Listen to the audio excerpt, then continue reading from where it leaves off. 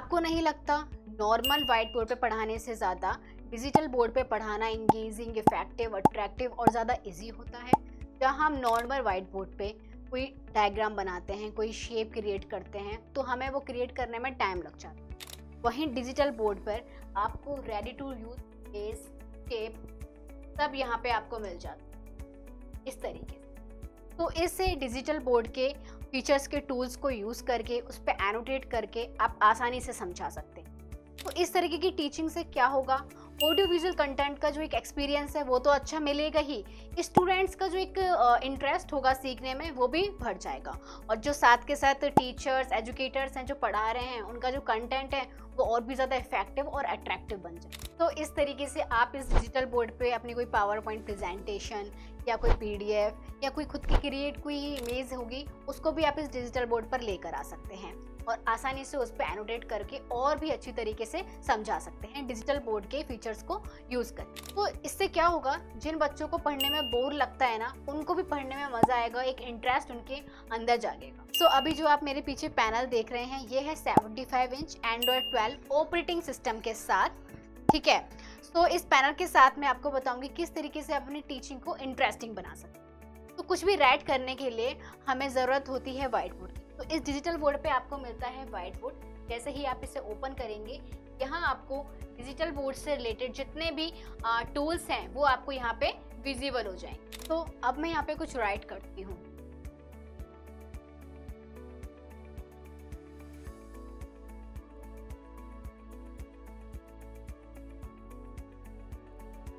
तो आपने कुछ नोटिस किया जब मैं यहाँ पे राइट कर रही थी कि मैं कितना स्मूथली यहाँ पे लिख रही हूँ, कोई भी लैग यहाँ पे नहीं आया है जब मैं यहाँ पे राइट कर रही हूँ।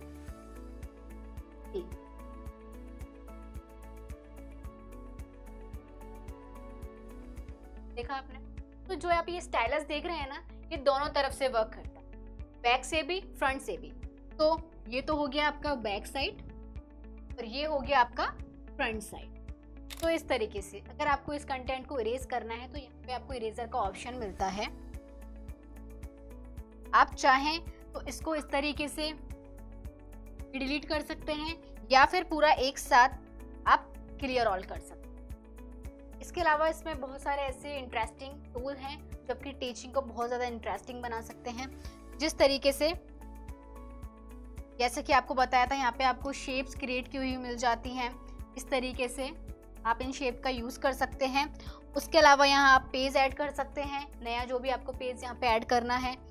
साथ के साथ यहाँ पे जो एक्स्ट्रा आपको टूल्स मिलते हैं काफ़ी इंटरेस्टिंग, वो ये है कि आपकी जो भी आपकी फाइल में, लिस्ट में आपकी जो इमेज हैं उसको आप यहाँ पे इंसर्ट कर सकते हैं, टेबल इंसर्ट कर सकते हैं, और आपका कोई भी वीडियो है जो आपको यहाँ प्ले करके समझाना है, दिखाना है, उसको भी आप इजीली यहाँ पे प्ले कर सकते हैं।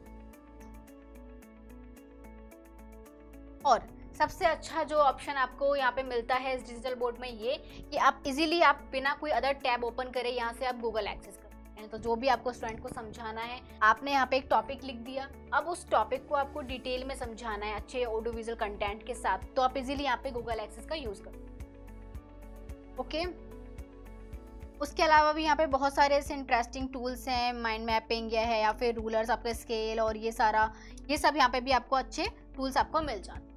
ठीक है, एक आपको फीचर यहाँ पे मिलता है स्क्रीन को मल्टीपल तरीके से आपको डिवाइड करना।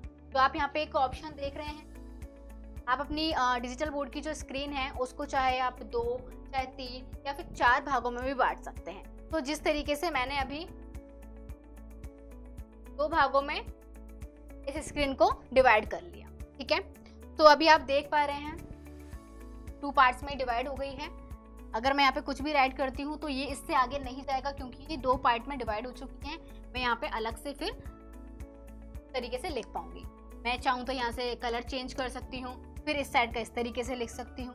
तो कुछ भी यहाँ पे हम इस तरीके से यूज़ कर सकते हैं। बट अब बात आती है कि आप इसको किस तरीके से यूज़ कर सकते हैं। आप एक कंपैरिजन के लिए इसको यूज़ कर सकते हैं, कोई रेफरेंस मटेरियल के लिए आप इसको यूज़ कर सकते हैं।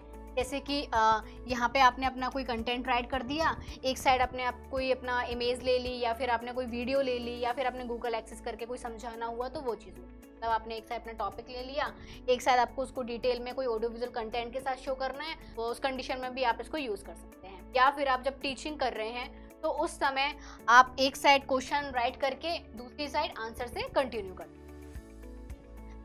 तो इसी तरीके से यहाँ पे आपको और भी ऐसे ऑप्शंस मिल जाएंगे, जैसे कि एक ऑप्शन यहाँ पे आपको मिल जाएगा बैकग्राउंड चेंज का। आप यहाँ से कस्टमाइज बैकग्राउंड कर सकते हैं, जैसे कि अभी मैंने यहाँ से कलर चेंज कर दिया।